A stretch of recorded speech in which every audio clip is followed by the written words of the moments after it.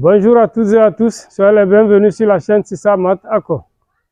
Nous allons étudier cette fonction et donc je vous souhaite un très bon visionnage.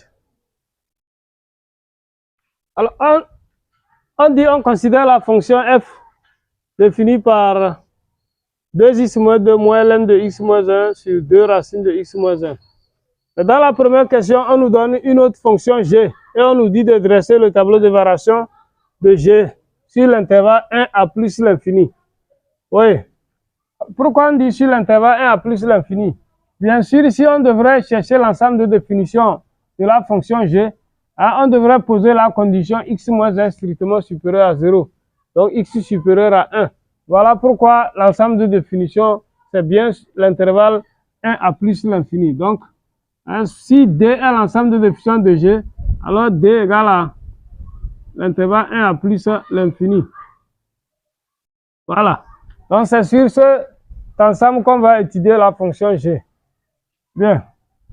Alors, donc pour dresser le tableau de variation, nous allons rapidement évaluer les limites de la fonction g. En effet, la limite de g de x, quand x tend vers 1, ça nous donne quoi? Ça fait limite de x moins 2 plus ln de racine carrée de x moins 1. Voilà. Quand x tend vers 1. Cette limite, ça fait quoi? Je pense qu'il n'y a pas de problème. Ici, quand nous remplaçons x par 1, on a moins 1. Ici, on a ln de 0. ln de 0 en termes de limite, ça fait moins l'infini.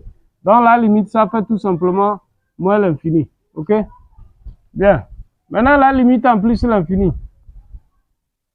Limite de g de x, quand x tend vers plus l'infini, ça fait limite de x moins 2 plus ln de racine de x moins 1 quand x tend vers plus l'infini. Là aussi, nous avons la limite donne plus l'infini. Pourquoi? Parce que x moins 2 à l'infini, ça fait plus l'infini. Ici, x moins 1, la limite de x moins 1, ça fait plus l'infini. Racine carrée de plus l'infini égale plus l'infini. ln de plus l'infini, ça fait aussi plus l'infini. OK? Voilà. Donc, nous avons rapidement nos limites. Maintenant, la dérivée. Alors, g est bien dérivable sur d et a pour dériver quoi? Alors, g' de x, ça fait, ça fait la dérivée de x moins 2 plus la dérivée de ln de racine carrée. OK? La dérivée de x moins 2, ça fait 1. Dérivée de x, ça fait 1. Dérivée de moins 2, ça fait 0. Plus, pour dériver ln de racine carrée de x moins 1, on dérive d'abord racine de x moins 1. Voilà. Sur racine carrée de x moins 1. Parce que la dérivée de ln de u de x, ça fait u' sur u. D'accord? Bien. Mais ce qui nous donne quoi? On obtient alors 1 plus la dérivée de racine de u. Ça fait u' sur 2 racines de u. Donc ici, on va faire x moins 1' sur 2 racines carrées de x moins 1. Maintenant, le tout sur racine carrée de x moins 1. Est-ce que vous voyez? Donc, à chaque étape, il faut appliquer la formule qu'il faut. Finalement, la dérivée g' de x nous donne quoi? G' de x, ça fait alors 1 plus. Alors, dérivée de x moins 1, ça fait 1. 1 sur 2 racine carrée de x moins 1. Le tout sur racine carrée de x moins 1. OK? Voilà. Donc, le calcul nous donne quoi? 1 plus 1 sur 2 racine de x moins 1. Multiplié par l'inverse du dénominateur. Parce que lui, son dénominateur, c'est 1. Donc, ça fait 1 sur racine carrée de x moins 1. Voilà. Donc, le calcul nous donne quoi? 1 plus 1 sur 2. Racine de x moins 1 fois racine de x moins 1, ça fait tout simplement x moins 1. OK? Voilà. Maintenant, en rendant au même dénominateur, nous obtenons quoi? Alors, la dérivée de g, ça fait 2x moins 2, 2x moins 2, donc 2x moins 2 fois 1, plus le 1 qui est ici, le tout sur 2 facteur de x moins 1. Voilà. Finalement, la dérivée de g, ça fait alors 2x moins 1 sur 2 facteur de x moins 1. Voilà la dérivée de la fonction g. Alors, quel est le signe de cette dérivée sur l'intervalle 1 à plus l'infini? Oui. Sur l'intervalle 1 à plus l'infini, déjà le dénominateur x moins 1 est strictement positif. Donc, 2 facteurs de x moins 1 est positif. Mais si x dépasse 1, 2x moins 1 aussi est strictement positif. Est-ce que vous voyez? Puisque,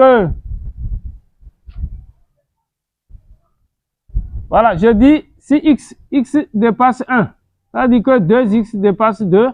Donc, 2x moins 1 dépasse 2 moins 1 qui est 1. Ça veut dire que le numérateur aussi est strictement positif sur l'intervalle D. Donc, c'est fini. Rapidement, nous avons le signe de G'. Souvent, quand vous calculez une dérivée, ne vous jetez pas à poser égal 0 ou quoi. Bon, vous pouvez le faire, mais sinon, observez votre dérivée par rapport à l'ensemble de dérivabilité avant d'engager quelques méthodes que ce soit pour étudier le signe. Voilà, donc très rapidement, on voit que pour tout x appartenant à l'ensemble de g' de x est strictement positif.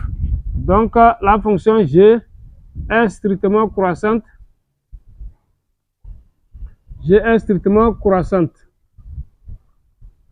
sur l'ensemble D. Voilà. Maintenant, je vais dresser le tableau de variation de la fonction g. Alors, la fonction n'est pas définie en 1, on met 2 traits. Alors, la limite en 1, ça fait moins l'infini. La dérivée est positive, donc, voilà. Et ici, ça fait plus l'infini. Voilà le tableau de variation de la fonction g. Bien, maintenant, nous allons montrer que 2 est l'unique solution de l'équation g de x égale à 0. Donc, pour cela, qu'est-ce qu'on va faire? Alors, nous allons utiliser le théorème des valeurs intermédiaires. Nous avons le tableau de variation de g ici. Et nous voyons que la fonction g est continue sur l'intervalle 1 à plus l'infini. Et l'image de l'intervalle 1 à plus l'infini est l'intervalle r, est moins l'infini à plus l'infini, qui contient 0. Donc vous voyez, de moins l'infini à plus l'infini, il y a 0 là-bas. Donc comme il y a 0 ici, ça veut dire qu'il existe un seul nombre ici dont l'image donne ce 0. Mais ici, on nous dit de montrer que l'équation 2 f de g de x égale à 0 a pour unique solution 2. Ça veut dire que 2 est ce nombre. Pourquoi 2 est ce nombre? Donc, il suffit de calculer g de 2. Vous allez voir que g de 2 va vous donner 0. Voilà.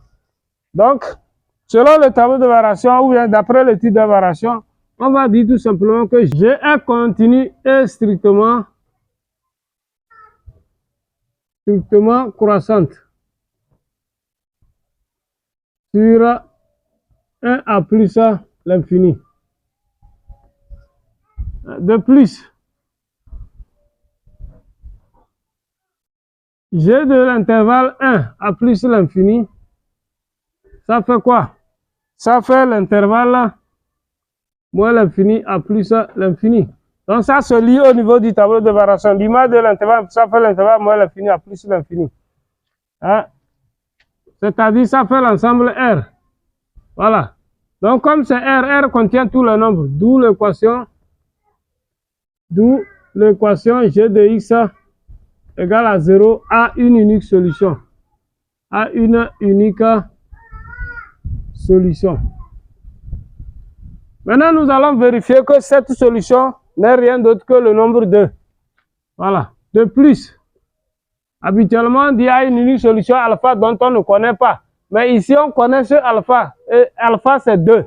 Voilà. De plus, on voit que un g de 2, ça fait quoi? La fonction g, c'est... Voilà, c'est ça. Ça fait 2 moins 2. plus ln de racine carrée de 2 moins 1. Donc 2 moins 2, ça fait 0. Ln de racine de 2 moins 1, ça fait racine de 1. Racine de 1, ça fait 1. Ln de 1, ça fait 0. Donc tout ça là, ça fait 0.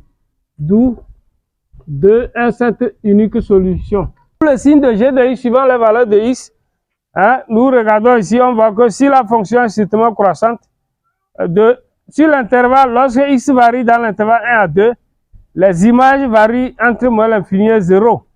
Voilà, donc il faut vous référer au tableau de variation de la fonction g pour lire le signe de g.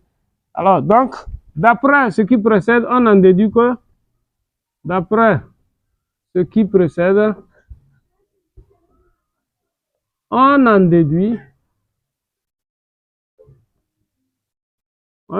que pour tout x appartenant à l'intervalle 1 à 2, g de x est strictement négatif. Et pour tout x de l'intervalle 2 à plus l'infini, g de x est strictement positif. Bien, dans la question 3a, on nous dit de démontrer que f' de x égale à g de x sur 2 facteurs de x moins 1 racine de x moins 1. Avec f de x que voici. Alors, donc nous voyons que f est sous la forme f est sous la forme u sur v. Donc la dérivée de f, nous allons appliquer la formule, ça fait u' v moins v' u sur v au carré. Donc comment dériver un quotient? C'est ce que nous allons appliquer ici. Prime dans la dérivée du numérateur multiplié par 2 racine de x moins 1 moins la dérivée de 2 racines de x moins 1 facteur de 2x moins 2 moins ln de x moins 1. Voilà.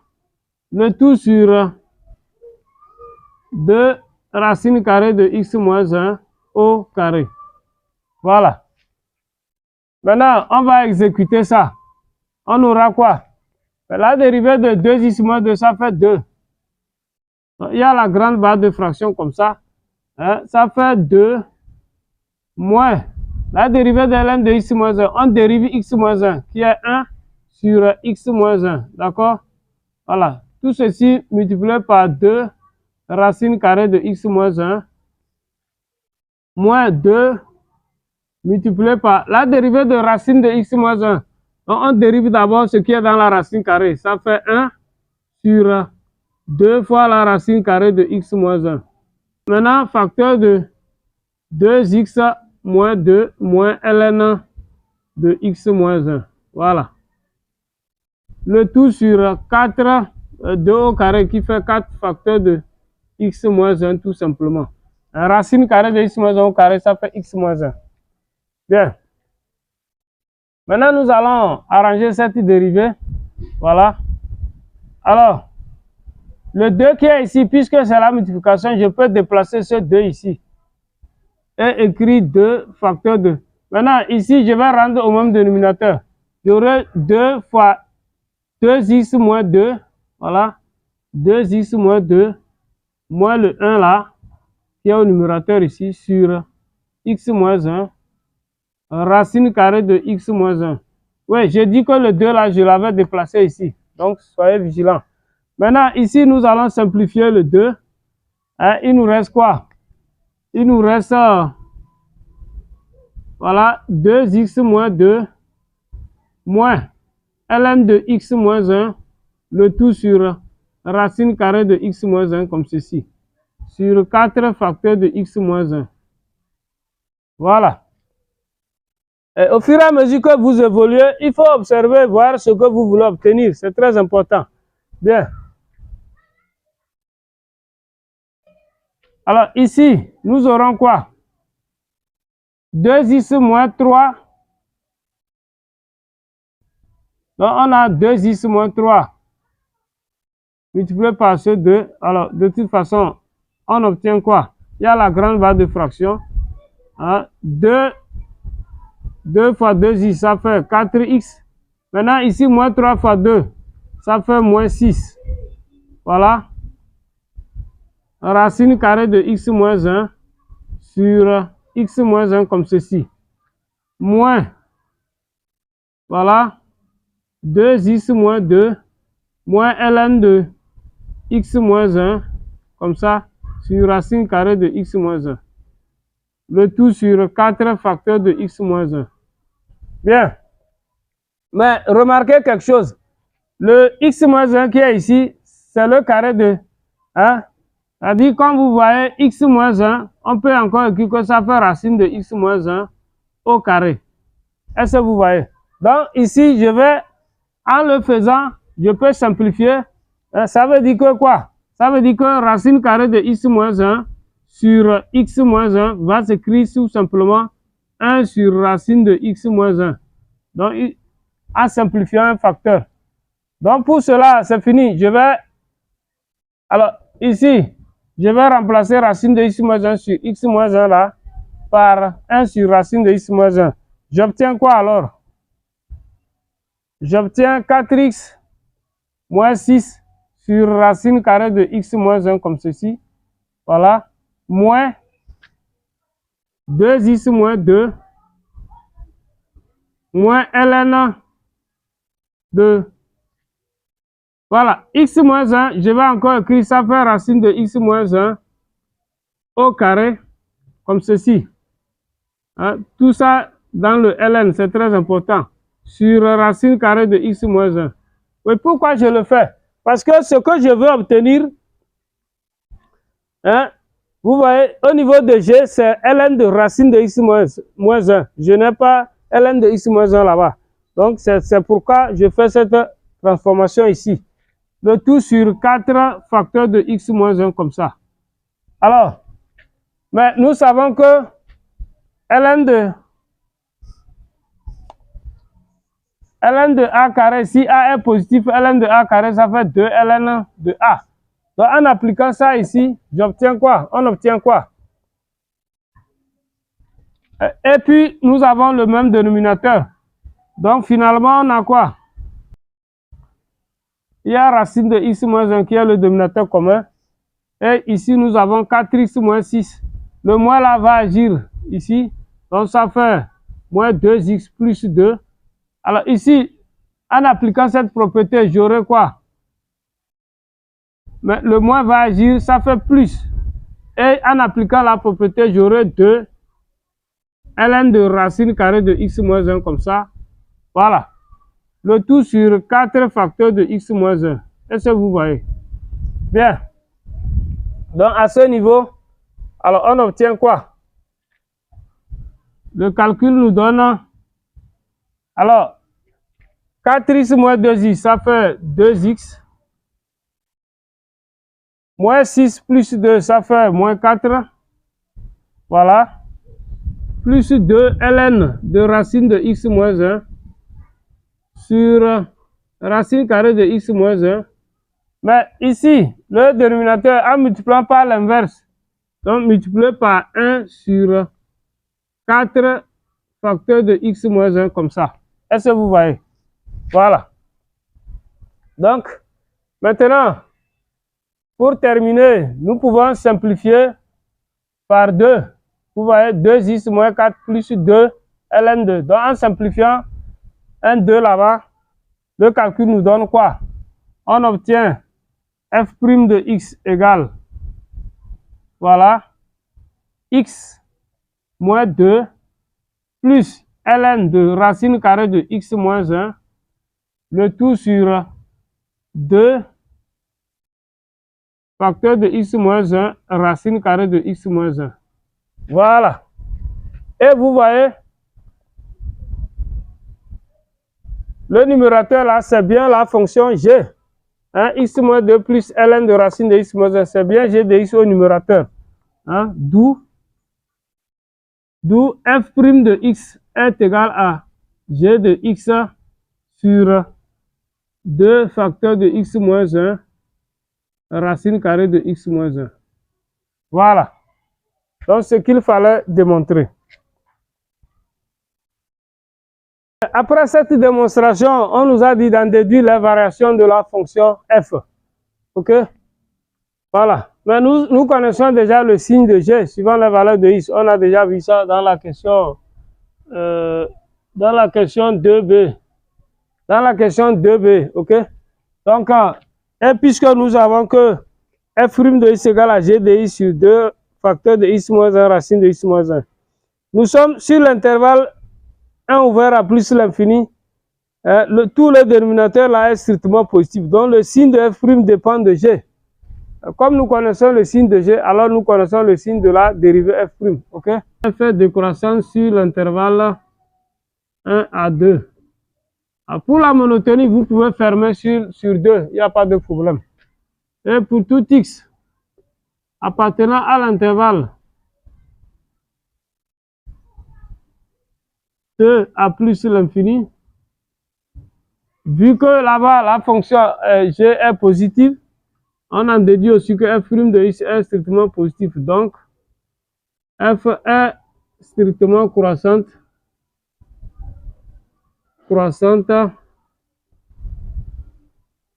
sur l'intervalle 2 à plus l'infini. Voilà. Maintenant, je vais dresser le tableau de variation de la fonction f. Tableau de variation de f.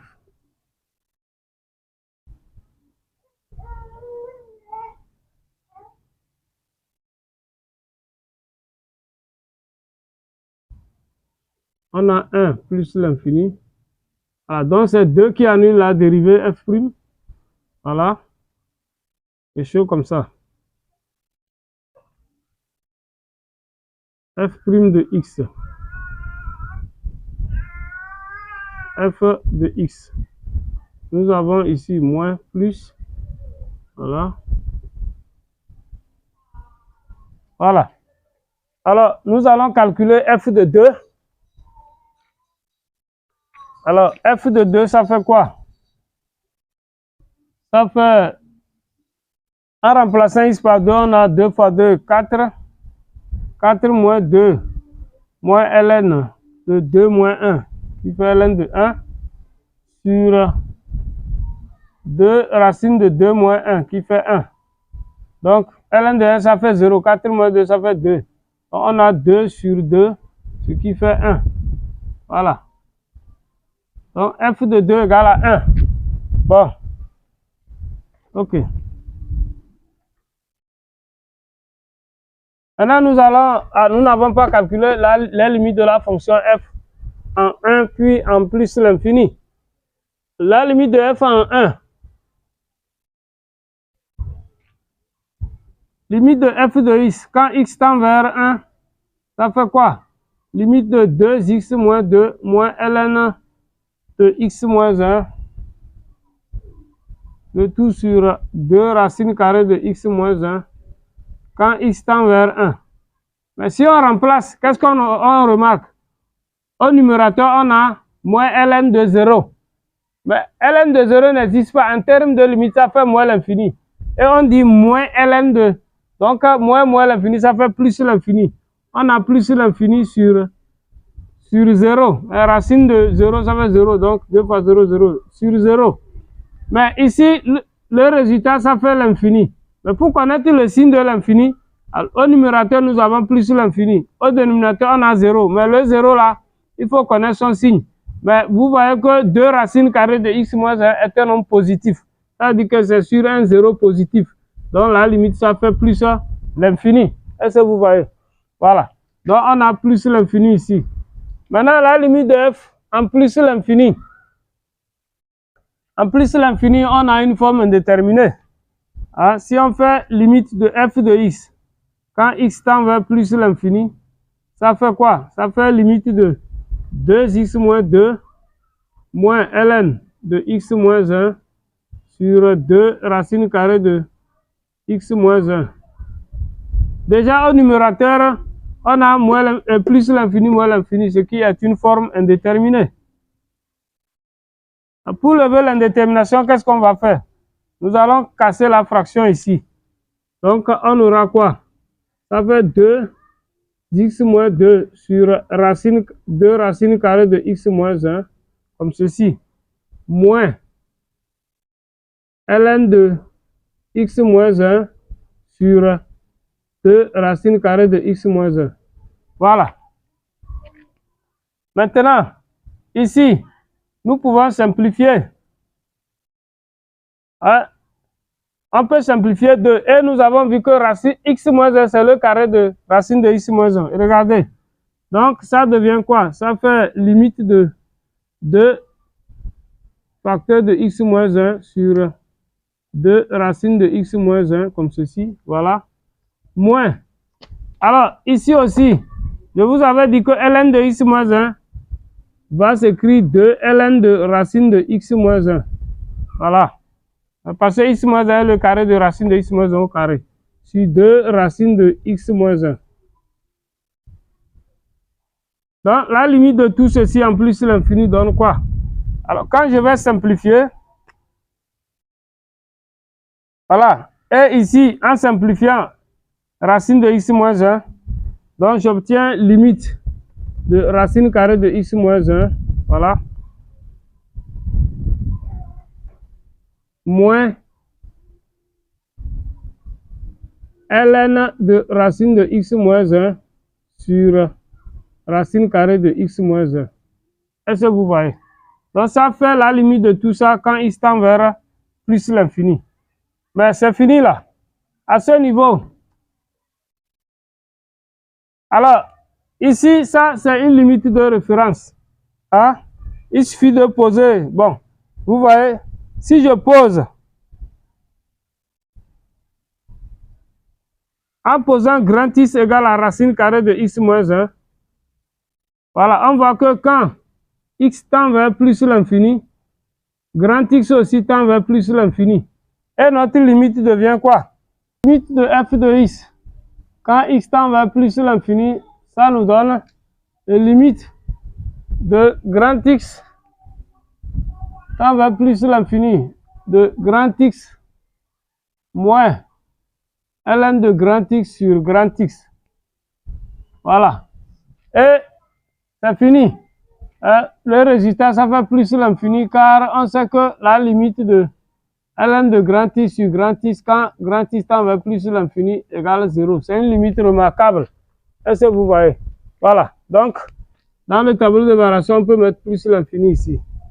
Ok. Donc, nous avons fini avec les variations de la fonction f. Maintenant, dans la question 4a,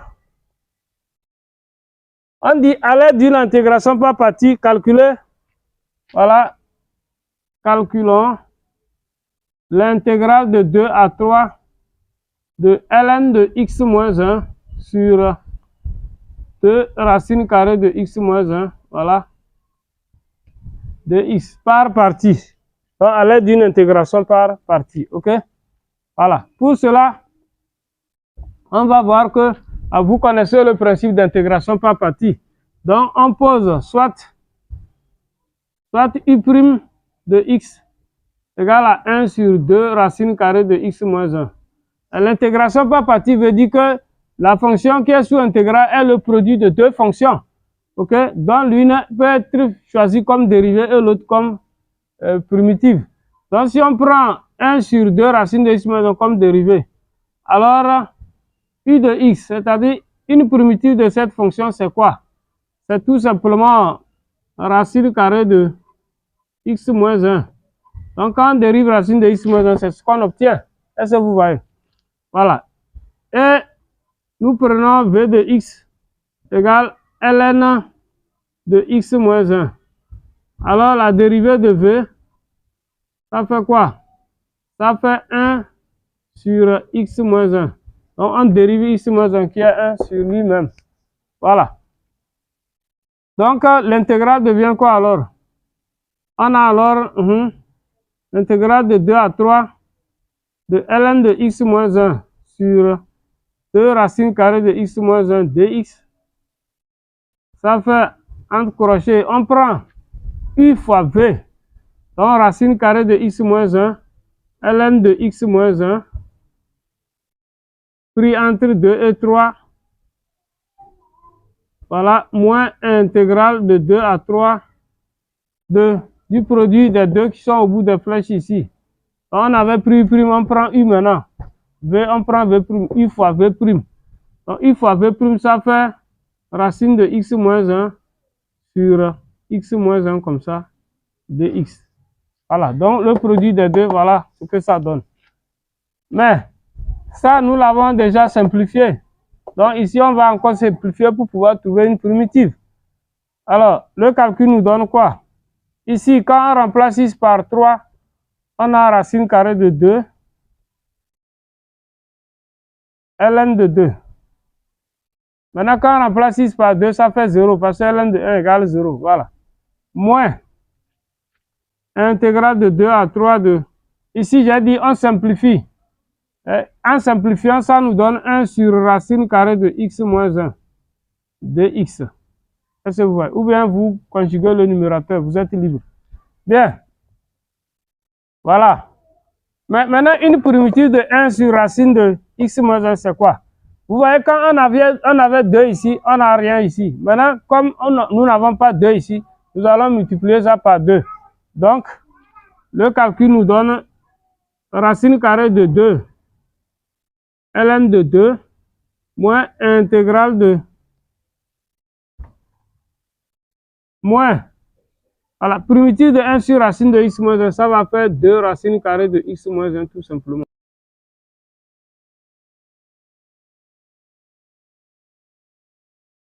Chers amis, mon micro m'a joué un sale tour.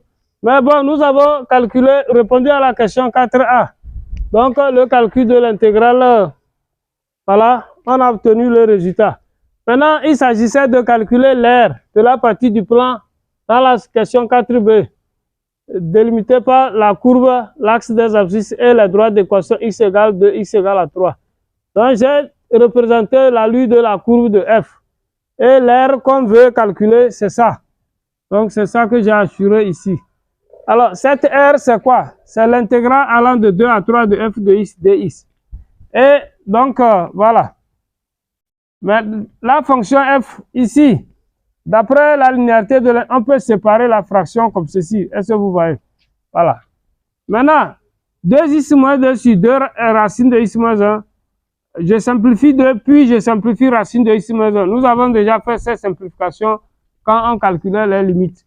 Donc, ça nous donne tout simplement racine de x moins 1, moins l'intégrale de 2 à 3 de ln de x moins 1 sur 2 racines de x moins 1, que nous avons déjà calculé d'ailleurs. Voilà, donc finalement, il suffit de connaître une primitive de x moins 1, racine de x moins 1. Est-ce que vous voyez? Mais racine de x moins 1 peut